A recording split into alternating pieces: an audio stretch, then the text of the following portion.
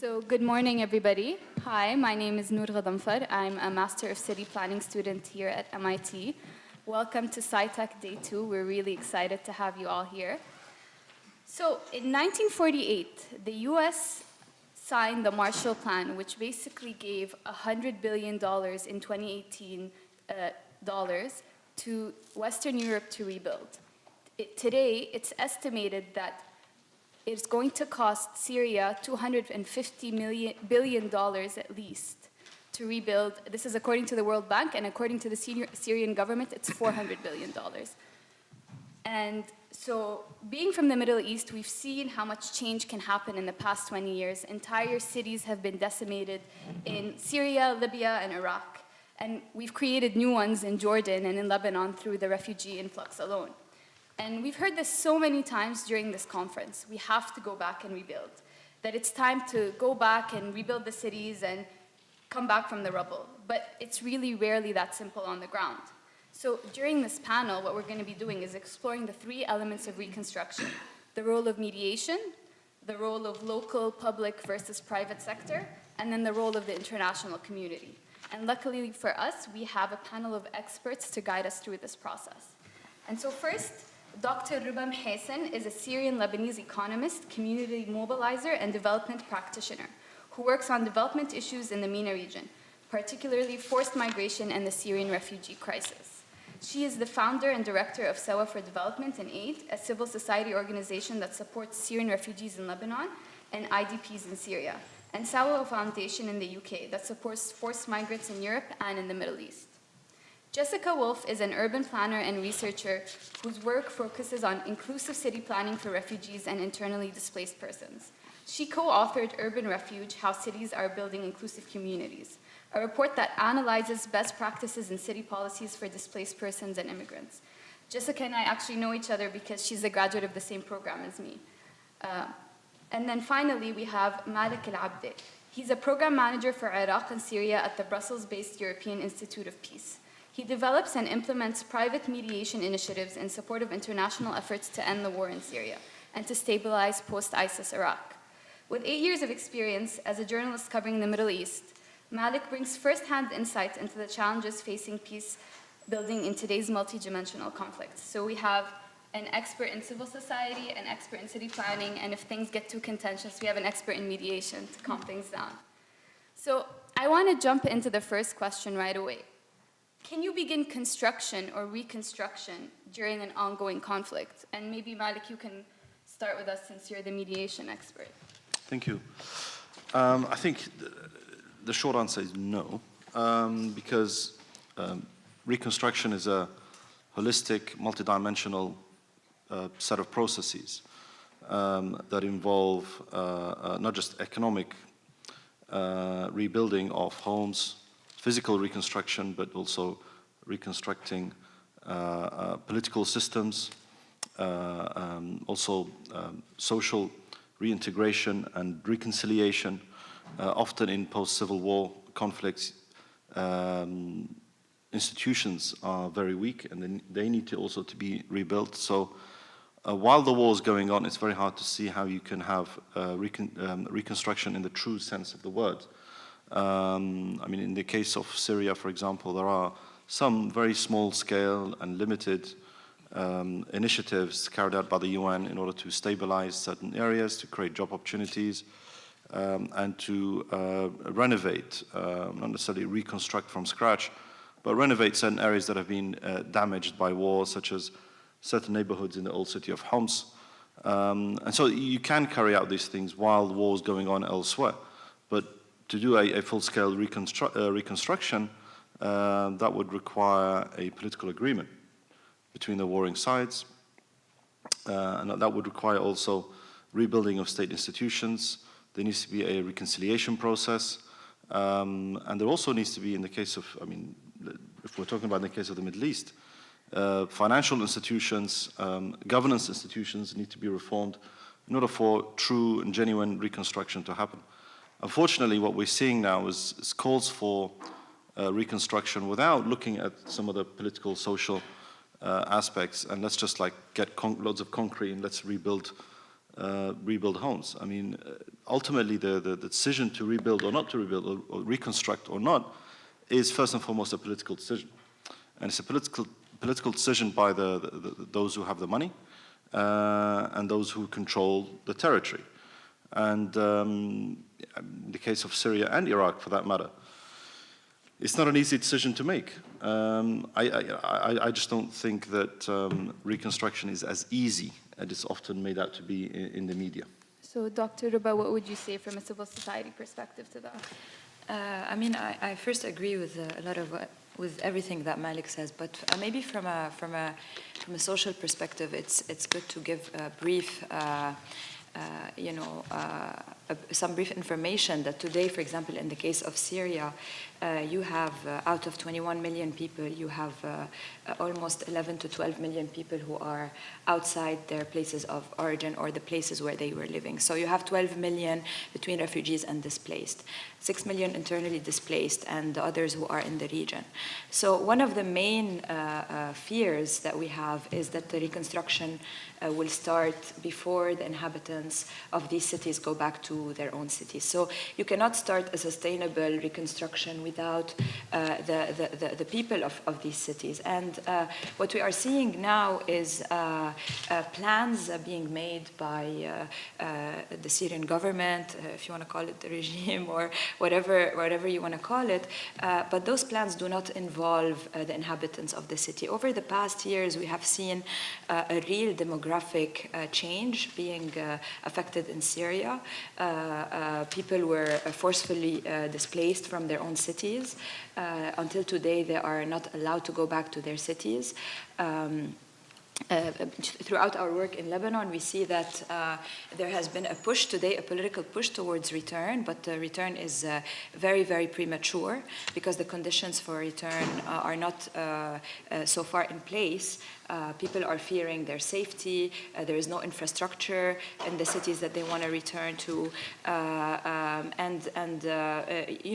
there's the main issue of non-refoulement, which we are trying as civil society to hold UNHCR accountable to, which is you cannot push people against their will back to Syria.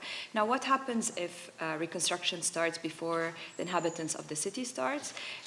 This means that we are risking another civil unrest to start in a few years, because what the regime is doing today, or what the Syrian government is doing today, is picking and choosing where the reconstruction is happening.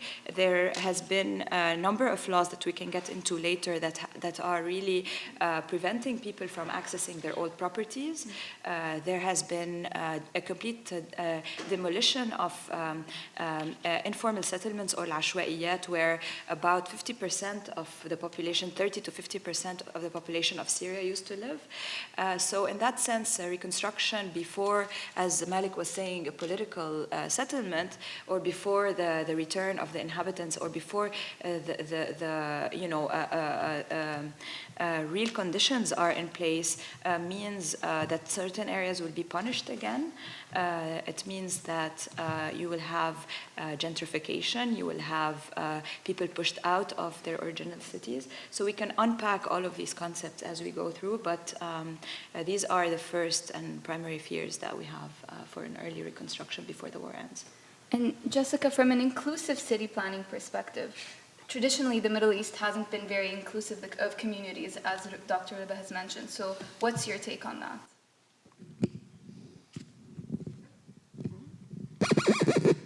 Sorry, all. Thanks, Noor. I want to echo what's already been said. I think that preemptive attempts at reconciliation while we're still in what the humanitarian community would call an emergency phase would prove challenging. There is a common phrase that often comes up, which is the humanitarian development nexus, and whether or not you believe that that exists, or if that's even a productive term to be using at all. We can certainly get into that, but I do think it lends some insight into providing for immediate and emergency care, shelter, healthcare, economic development, versus longer-term strategies towards projected development. And specifically within the humanitarian community, there are different actors that work in those different spaces, and they do claim those different phases of reconstruction, which ultimately goes towards the goals.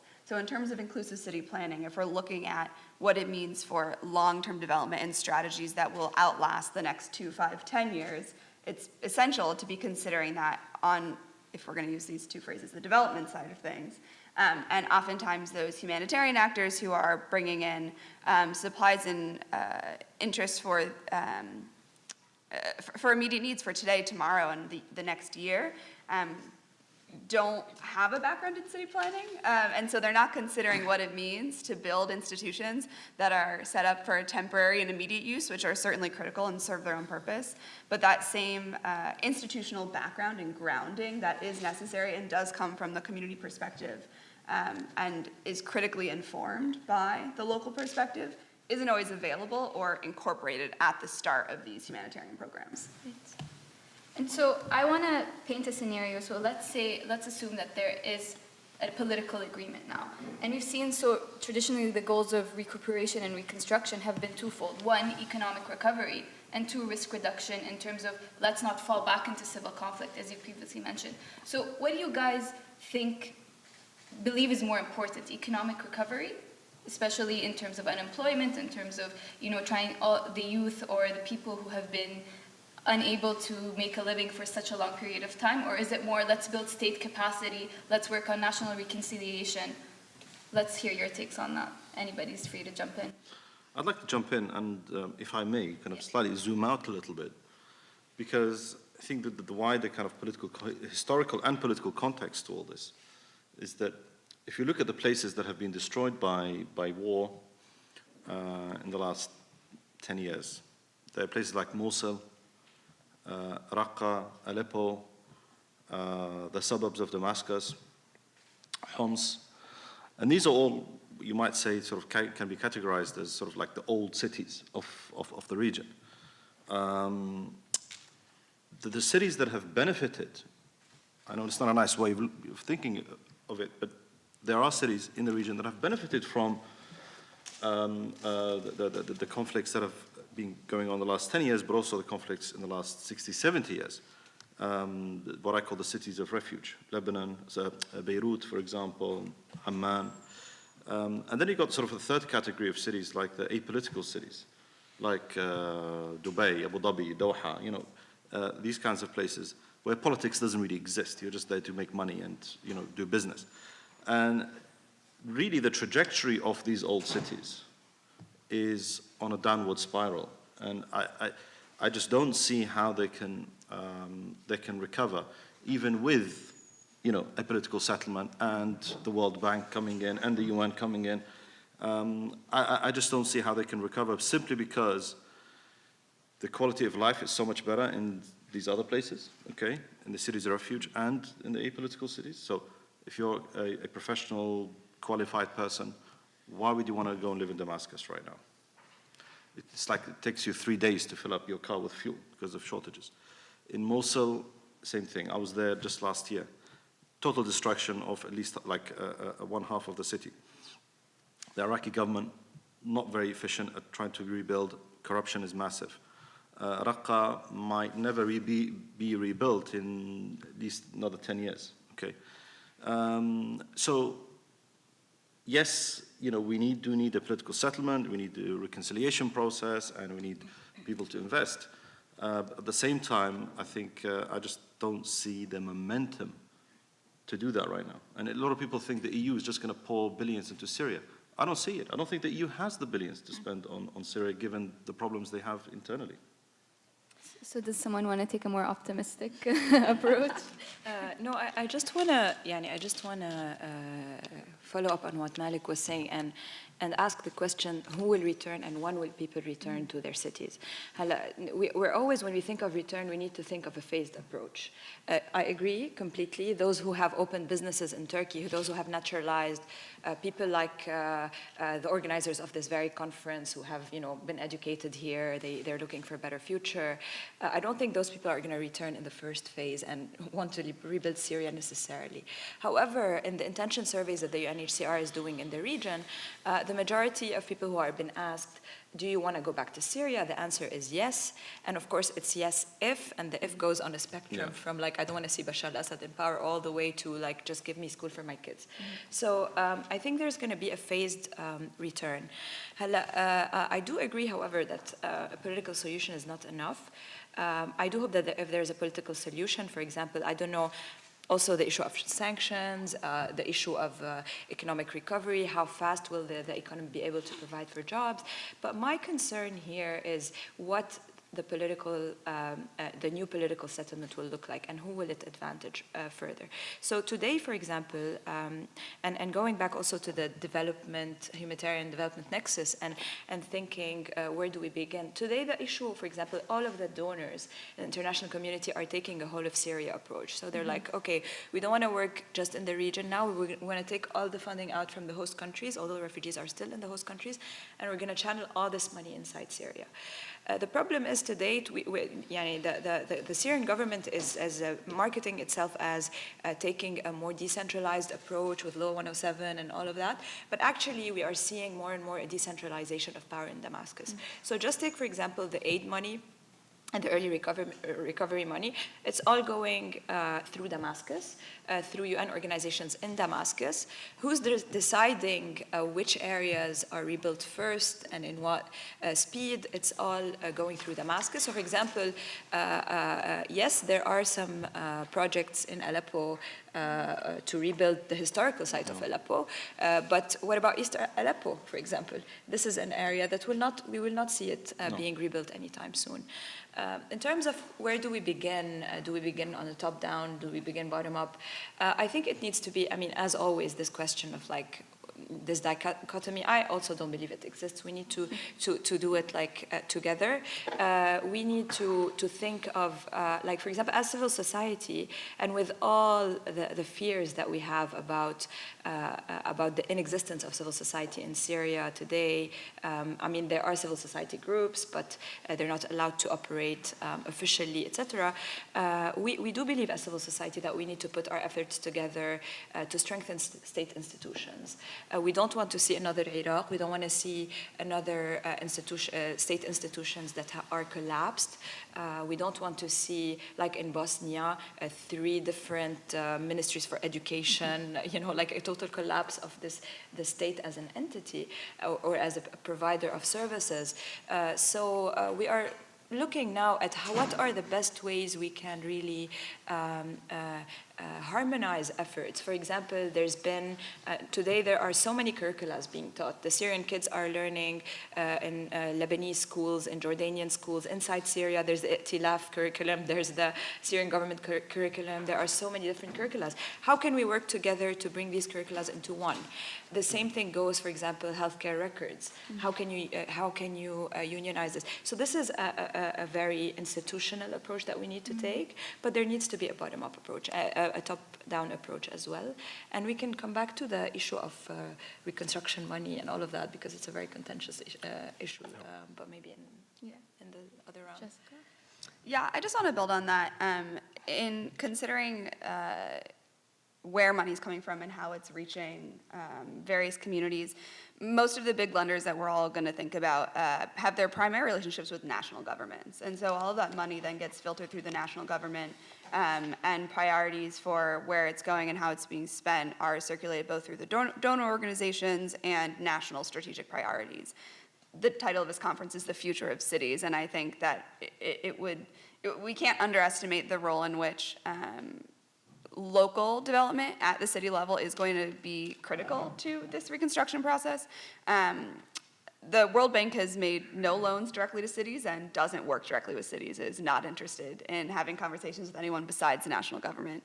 And as I'm sure anyone here knows, the relative level of need, destruction, and rebuilding that is required is hugely variant across different sites in all of these countries, and I don't want to speak too broadly, but we can dig into specifics of what it looks like in different cities and in different countries. But there really is a need to engage directly at the local level, and certainly some of these cities are not small places at all, but a big number of the international community won't engage directly with cities, where the local government and people living there have the most intimate knowledge of what is needed and what next steps might be, even if I can't tell you what that would be.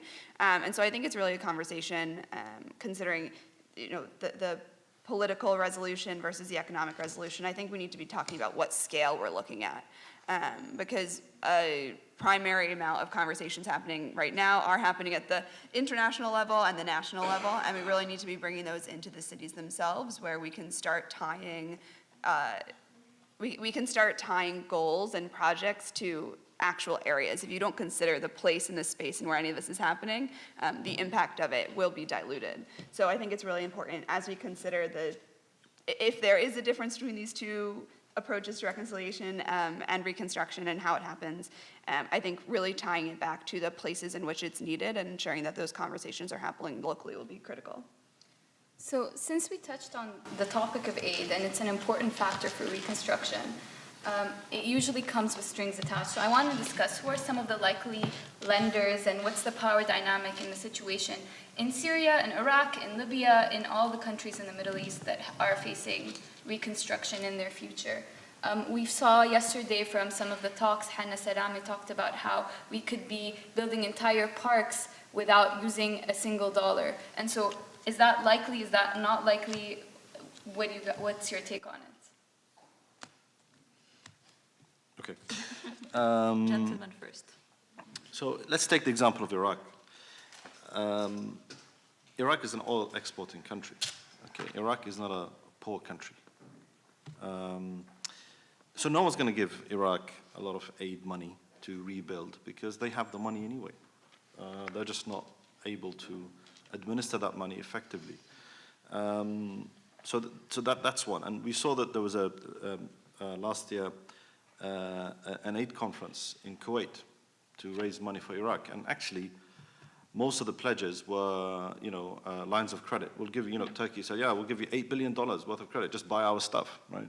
Because they're going to, so it's not really aid. It's more sort of trying to get different countries, including the US, and the US was quite aggressive in trying to promote American companies in Iraq. So in a country like Iraq, which does have, the huge reconstruction challenge, people are saying, well, why should we give Iraq money? They have a lot of money to begin with. The other issue with Iraq is democracy, unfortunately. And I was tempted to ask Najib Sawiris this yesterday, because he was going on about democracy, which is good. But I said to him, actually, when it comes to reconstruction, often democracy can get in the way of that. Because if you take the case of Iraq, Mosul is a majority Sunni city. And, the perception, at least among the Shia political parties, is that Mosul was a hotbed of pro-Saddam, pro-Ba'ath kind of support. And then, of course, it became a hotbed for ISIS. So why should we spend our sort of oil money, essentially rewarding the people who've been fighting against us for the last, 13, 14 years? And this is why in Iraq it's very hard for the central government, which is dominated by Shia parties, to actually try to kind of accelerate support for Mosul. It's very controversial because what you have is protests in Basra saying, hold on, but our services are even worse. We want water, we want electricity, we want all these things. So this is where democracy gets in the way. Okay, so it's a complicated situation. And in the case of Syria, the biggest obstacle that I can see is Bashar al-Assad. I mean, there's no way around this. He's an extremely controversial person.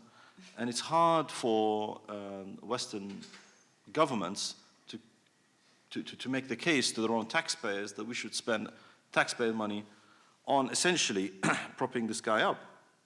The only way they can do that, and you can see that in places like the European Parliament, where certain sort of right-wing parties are saying, well, we don't care about that.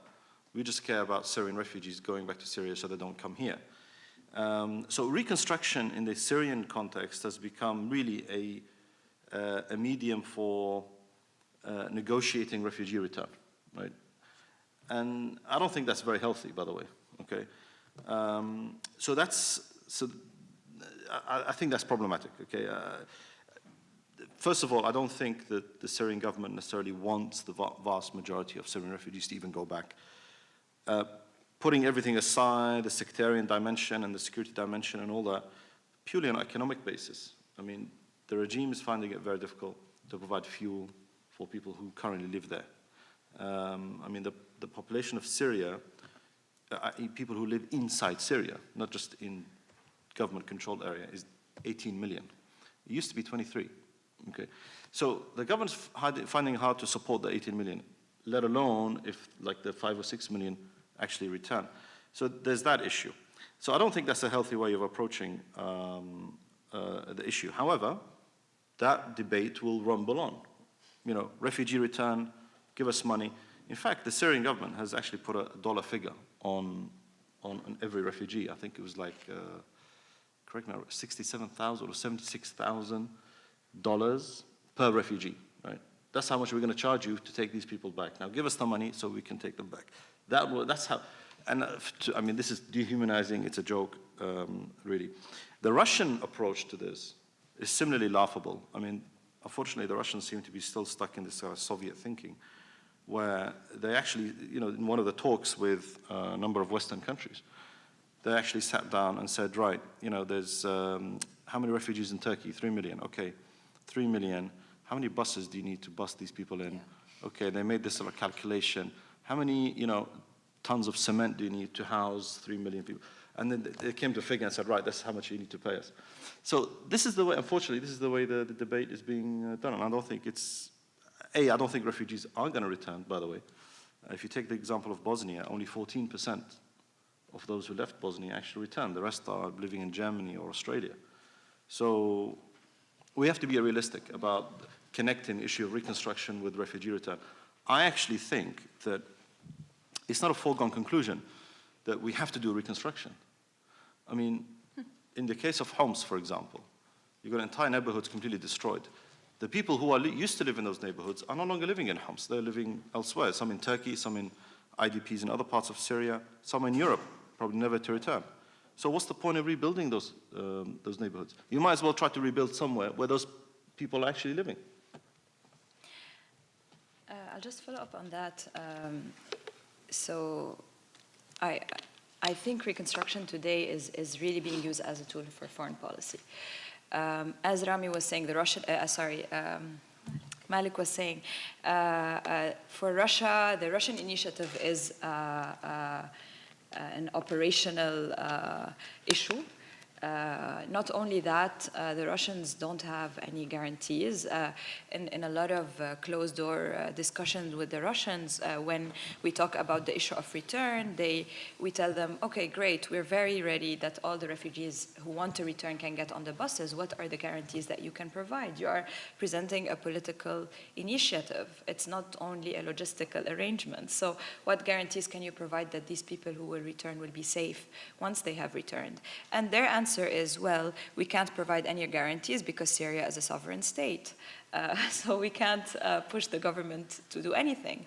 On the issue of who can return, not everyone today can return to Syria, even if they want to. So what happens today if you're a refugee in Lebanon, you register your name with the GSO, with the General Security Office, and then these lists get sent to Damascus. To either be accepted or not by the Syrian government. So even the right of a Syrian person to return to Syria is not equal amongst all. And also when you bring this issue up in an attempt to negotiate with the Russians, they tell you, well, I mean, you know, there are so many terrorists among these populations, so do you want us to take these terrorists back? And unfortunately, the West here is setting a bad precedence because when you see governments like the UK saying, okay, well, Shamima Begum has been involved with ISIS, so we're not going to take her back, even though she's our citizen. you are setting that it's okay not to take back your citizens. But that brings me to the fact of like who can return and who can't, and even if you return. As I spoke before, with Decree 66, with Law Number 10, even with the Counterterrorism Law of 2012, you are, as a government, given the legitimacy to remove the property of anyone who was suspected of terrorism.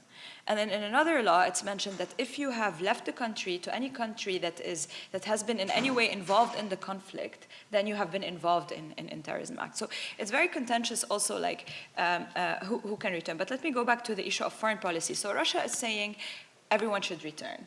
And it's using all its diplomatic ties to bring reconstruction funding because they don't have the money, they don't have the willingness to pay for what they have destructed. Iran doesn't have the money, they're not interested to reconstruct. And for the Europeans, it's really their last card in Geneva. So in trying to implement Resolution 2254, and this is their last card that they are trying to push the regime. I mean, come to the negotiation table, and the carrot is basically the reconstruction money. I don't personally think that this is really a point of leverage for the Europeans, because I don't really think that the government of Syria cares about the reconstruction money.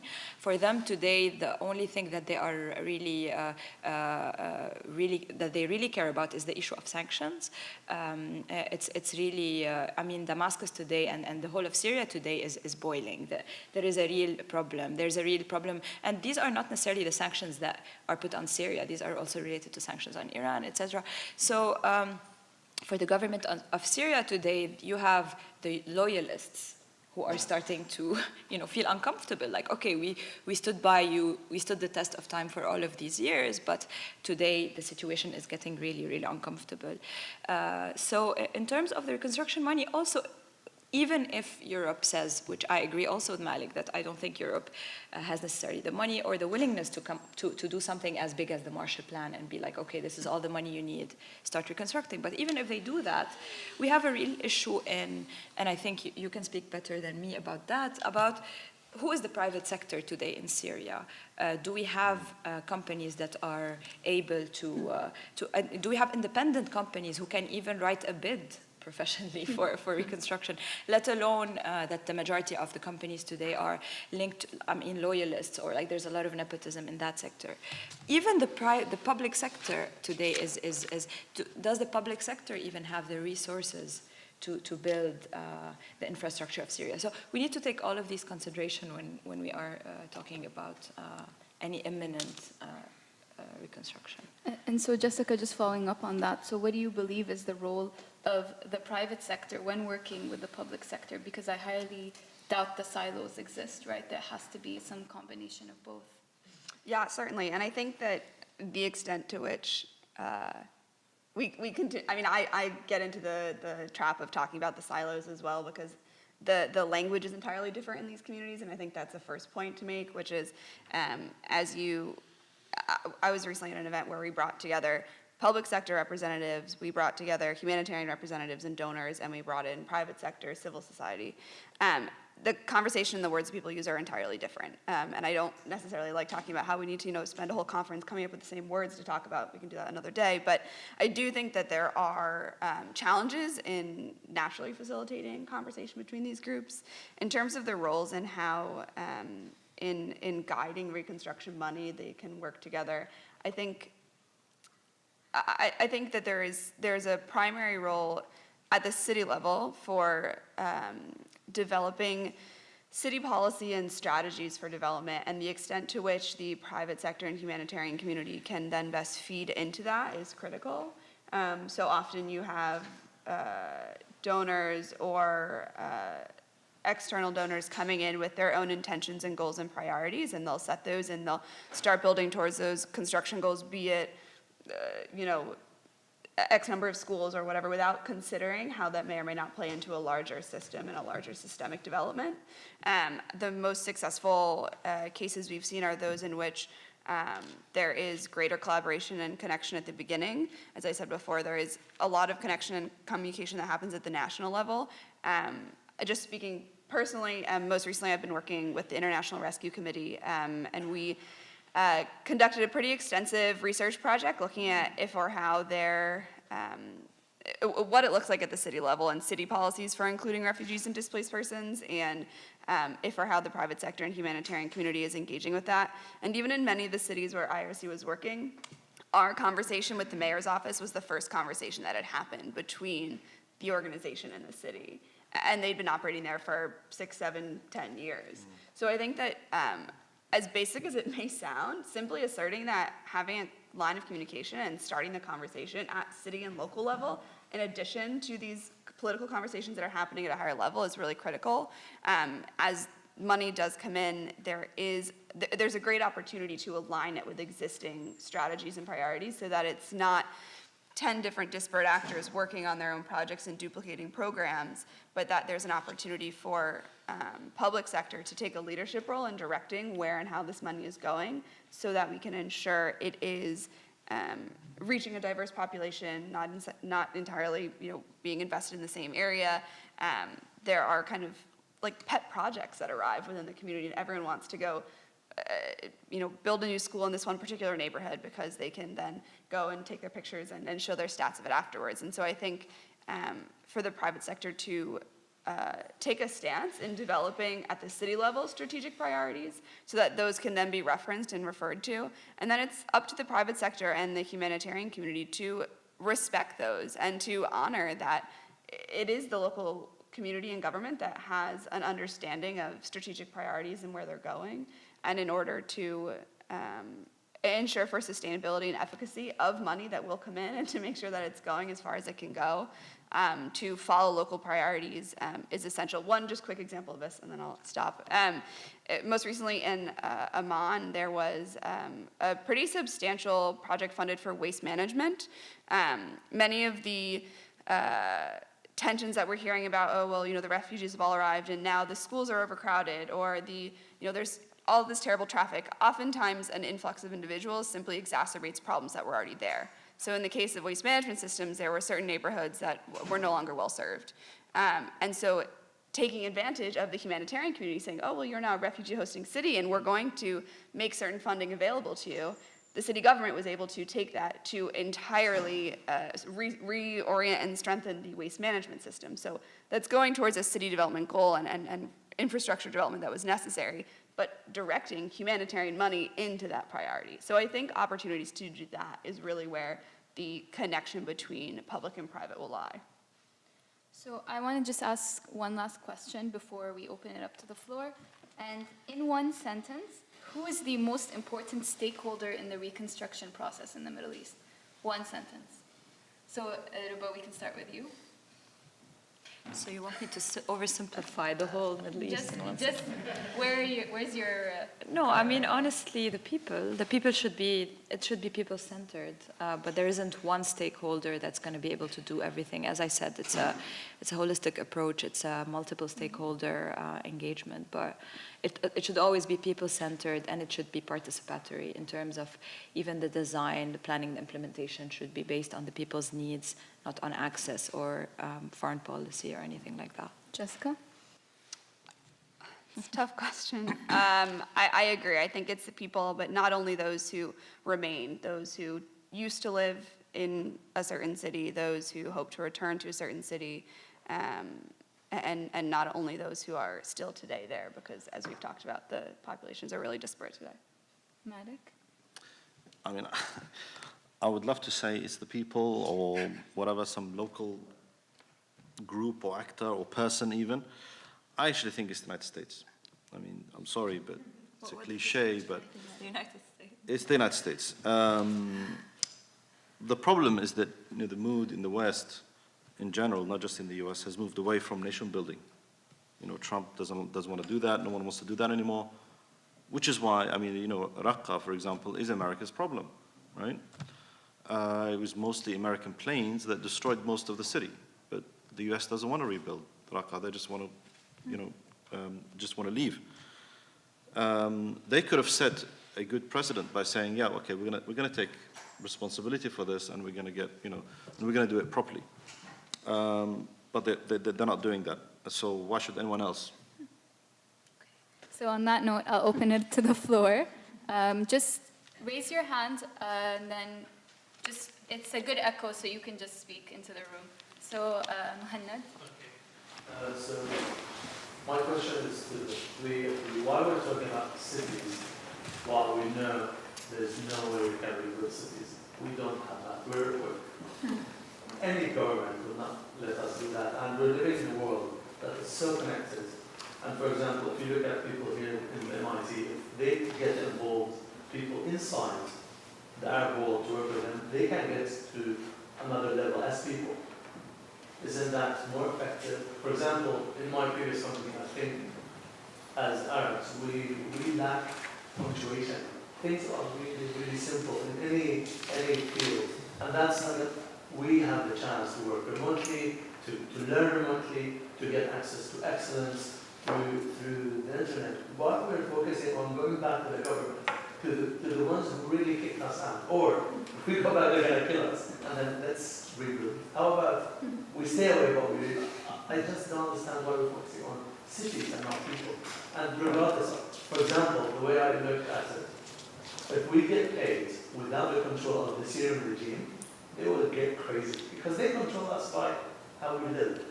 But the people who got the option to live freely, to move around, I think that's more powerful for us on the long term. So just to rephrase the question, why go back and rebuild cities when we can be here, safe, and rebuilding people and capacity? Right.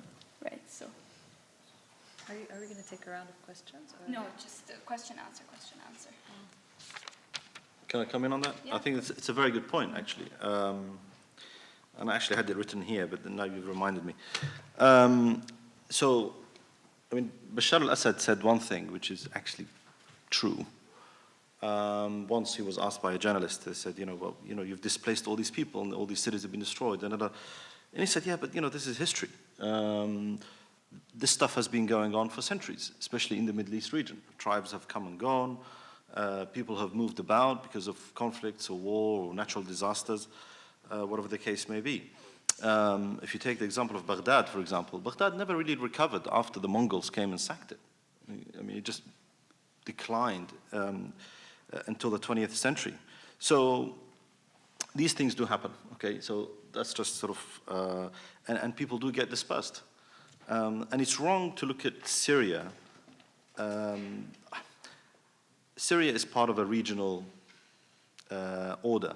A lot of Syrians, for example, who fled Syria, they've gone to Turkey. They've actually found Turkey to be quite a pleasant place to live. From an economic point of view, they can start businesses and make money more than they did back home. Certain parts of Istanbul, for example, have become like mini Damascus. Gaziantep, where I used to live for 2 years, it's like mini Aleppo. In fact, it actually looks like the old city of Aleppo. So, so what you're referring to is perhaps something what they call non-physical reconstruction. So investment in Syrians as opposed to Syria. And I would welcome that. I think that's a very good idea.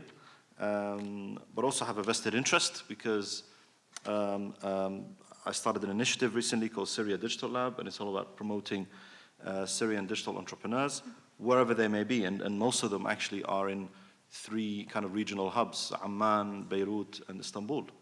Not actually in Syria itself, because just the infrastructure isn't there, the economics just doesn't support it. I completely agree. I think you can't argue with the conversation about reinforcing skills development and that greater opportunity may exist in other places.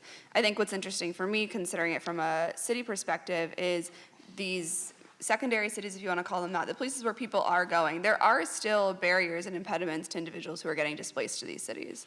So what if we consider what it looks like to increase access to work permits? What do we look like if there's additional reconstruction money available in neighborhoods around the edge of Amman that are not spatially connected to the city at all, that don't have public transportation, they don't have established schools? So I think that there's real potential in considering the tools and policies that would fit into the city planning bucket in places that are now experiencing rates of in-migration that haven't been necessarily seen before. I think that there's a real potential both in physical infrastructure and in terms of economic development in that consideration.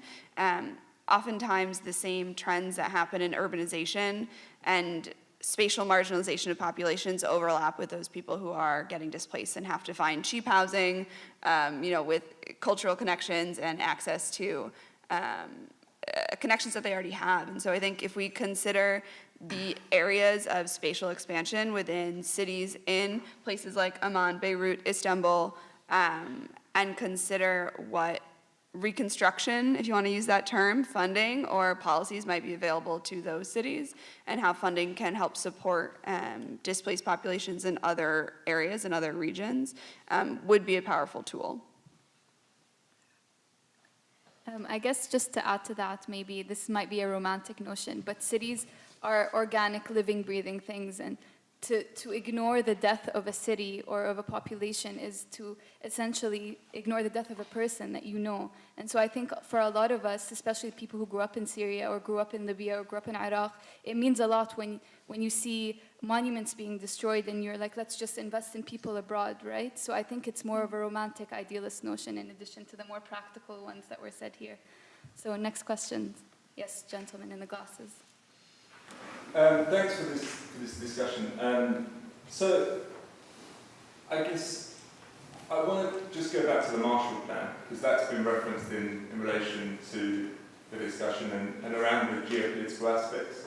And the Marshall Plan, without looking positively or negatively about it, was a geopolitical plan to stop communism within Europe. There was a very clear political rationale to that program, and about the circulation of capital from America to Europe for American goods.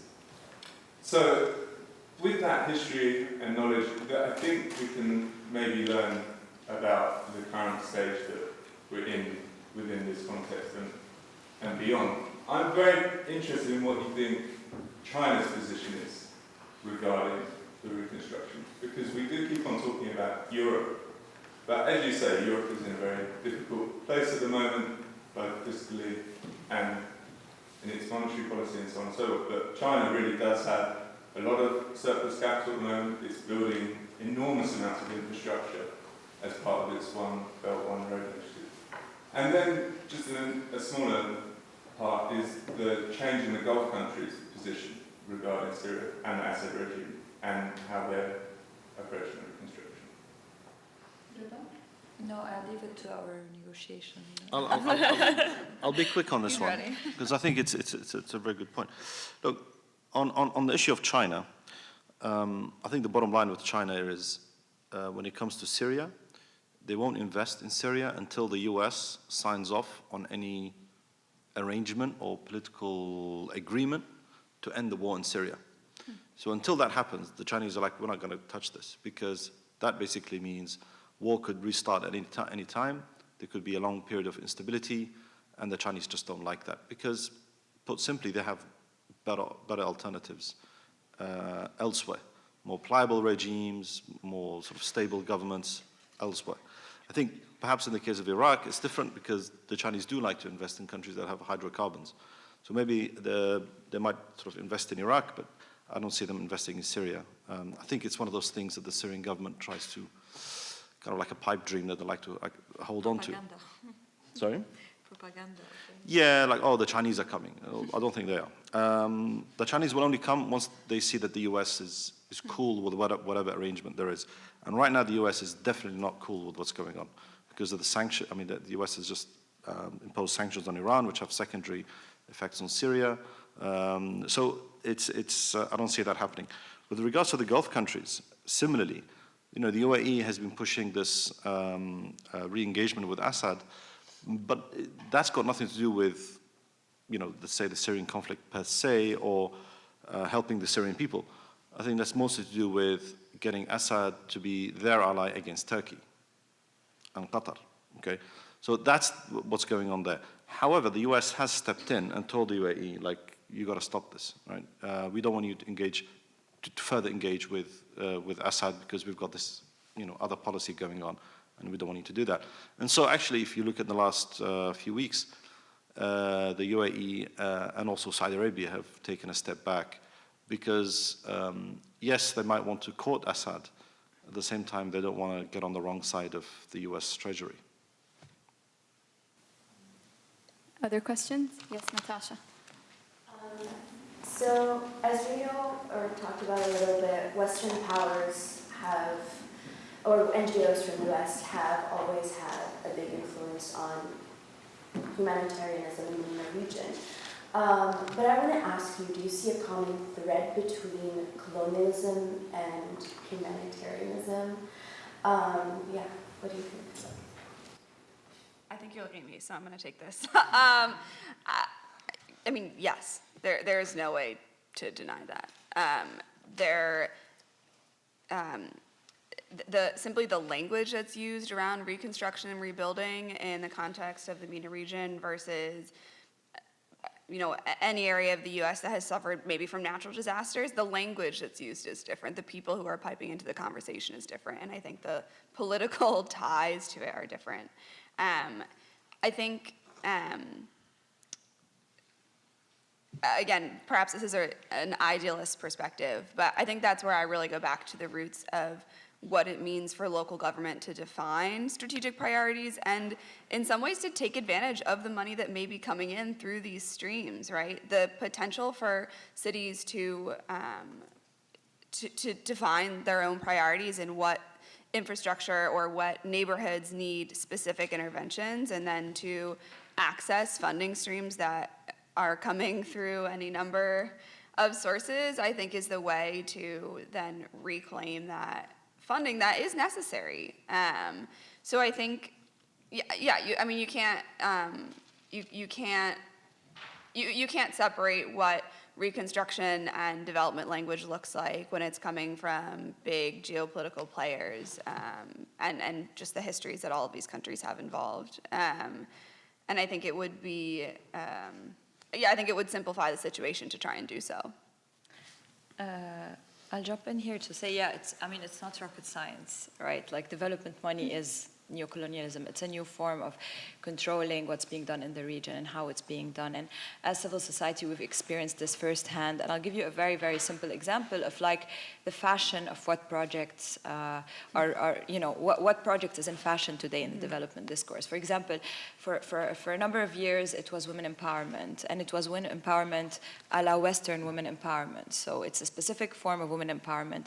It's forms of feminism that doesn't look like us, that's not grassroots, that doesn't take into consideration the culture or the habits, the traditions of the people. So definitely, but I also don't want us to fall into the victim mentality of the always conspiracies of like people controlling us from abroad and controlling us with their money. And this is why there's a very big pushback from Syrian civil society, or at least a try to push back on that by determining our own priorities. And that happens in all sectors, even when we talk about reconstruction. And that happens not only from the West coming into the Middle East and doing and trying to do new forms of colonialism on us. It also happens within one society. So you have, for example, it's also a class issue. It's also the elite. It's also who's in power, who's deciding on whose behalf. For example, speaking of reconstruction and speaking about architectural conservation, because Noor loves cities and she thinks of them as living, breathing spaces, which I tend to agree with.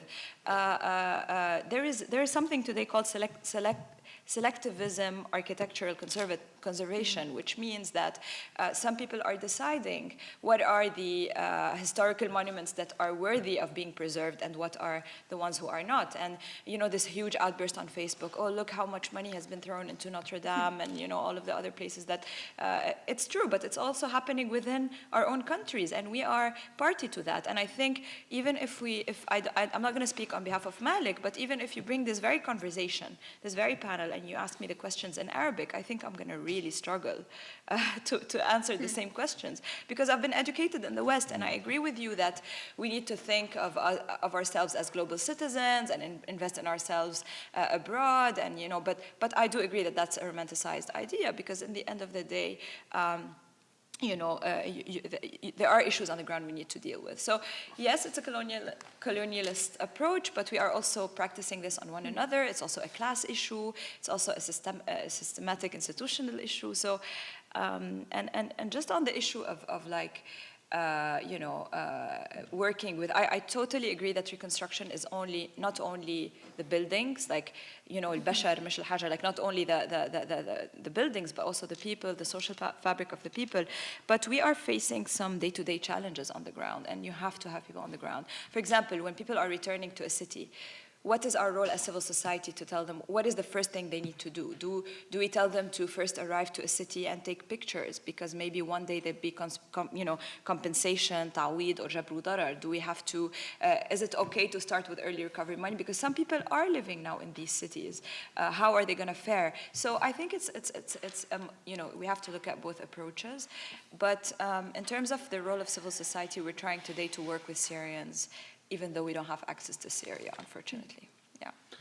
So just jump quickly on the whole colonial issue. If you take the example of Mosul again, so you'll find there's been a lot of money poured into Mosul to rebuild churches. Why? Because there's a lot of Christian organizations in Europe and the US who prioritize this over rebuilding just ordinary people's homes. Similarly, the UAE signed a contract with what's the UN agency to protect art? UNESCO. UNESCO to rebuild the ancient mosque in Mosul. While, of course, all around the mosque, the homes are still destroyed and probably will never be rebuilt anytime soon. So there's a lot of this symbolic acts of reconstruction that suit politicians. So the governor of Mosul made a big deal about this. But actually, he's despised by most people from Mosul because of his corruption. So this is symbolic reconstruction, which I think is really bad, and often it's linked to kind of external agendas. But on the issue of colonialism, there are, at least in this, let's say, the Syrian context, there are many types of colonialism or forms of colonialism. I can list at least 3, as well as the American one, Russian, Iranian, and Turkish. Okay, so it's not just colonialism isn't a Western phenomena. And often you'll find that, Russian colonialism can be much more brutal than Western colonialism. But anyway, that's my... I think we have time for one more question. Yes. Yeah. Hi, my name is Med. I'll speak from a Syrian context since I'm Syrian. And my question probably can be best answered by Ruba and Malik. As we are in front of a state failure, if probably also state turning in the Syrian situation, and as Syrian, living in the West, we have the opportunity to go and get education from institutions such as MIT or so on and so forth. What role can we play, since we're not in the construction phase yet, what role can we play to get to the reconstruction phase? And once we get there, what we can do to accelerate that?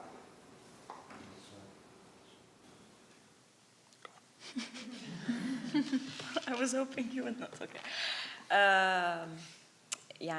This needs 5 hours to answer.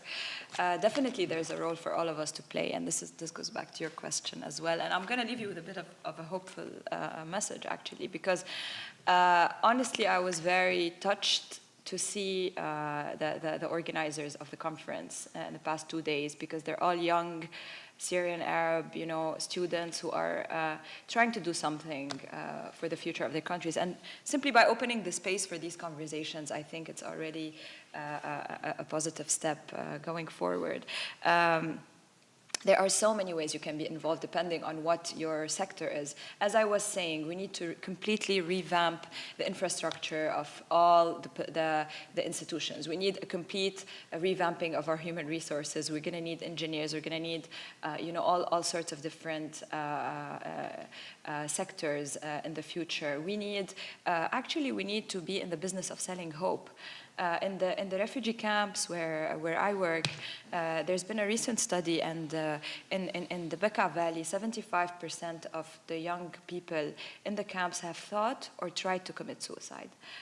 This is a very high percentage, and the reason for that is that they don't see any future for themselves in where they are or even in the region. So this is why, as civil society, we are trying to find ways to support. One of the things, going back to the development humanitarian nexus, axis is a lot of people think it's either going to be, your involvement needs to be political. It's very important to have a political involvement to raise awareness. I mean, I remember when I was a 22-year-old in London, one of the things I used to do is go to preschools and schools and universities and speak about Syria and tell them what's going on and tell them the history of the revolution so that it stays alive in the minds of people. Oral history, looking at, what happened in Syria was a planned and methodic destruction of the cities. It's called herbicide, so it's like genocide, but it's for the cities. So a lot of you guys who's working in the space of urban or architecture can play a huge role in keeping that history alive. There's so many things to think of. Honestly, I don't have one answer, but it's to keep that connection. I know it can be daunting and depressing, and we all feel like this isn't our country anymore. These streets aren't our streets. Those people living in these buildings aren't our people. It's very depressing to see that after all that has happened, the same people will remain in power, the same people who have caused us to leave and to go through all that we've been going through. But I think for now I'm going to be very romantic and just say keep the hope alive. Because we do need it. And we were discussing today about these young people, and I always think of people who are in MIT today. Are they going to ever come back to the region? Like I tell my nephew, don't come back. There's nothing for you in the region. But maybe one day, in 10 years' time, he'll be able to play a bigger role. So that's a very long answer just to say, like, keep the hope alive, I think. Yeah, it's not a very political answer, but it's, yeah. Malik, Ruba gave us a very hopeful answer. Don't depress us, please. No, Here I the won't. closing. I won't. I think Syrians need to network more. I think one of the things that I found disappointing, actually, about Syrians living outside of Syria, more so before the conflict, but still, is that they tend to be somewhat introverted and not want to engage with other Syrians because you're not quite sure where his political allegiances are. Maybe he'll write a report to the secret police saying, "Oh, you were critical of the president." Maybe you don't like the. Maybe he comes from a village. I come from a city. I don't want to mix with him. There's all these kinds of stuff, and we know that. Okay, so I think the war has changed a lot of these barriers, actually, and I feel there's a lot of there's a new sort of spirit, especially among the younger Syrians, and I think there should be more networking. I think that a new elite for the country. I know people don't like that word elite, but in Arabic it's a positive term. There's a sort of new elite in the country that inevitably, if it chooses to, will play the leading role in the reconstruction of Syria. Maybe not now, but 5 to 10 years from now. So Syrians smart Syrians need to network better, and there needs to be social reconstruction as well as physical reconstruction. And I think the Syrian diaspora can actually take the lead because Syrians inside Syria are just barely living. So there's a big responsibility on Syrians living outside to really to come together around a sort of a shared vision. Well, thank you so much to our panelists, and thank you guys for attending. We have the exhibition now, so yeah, thank you.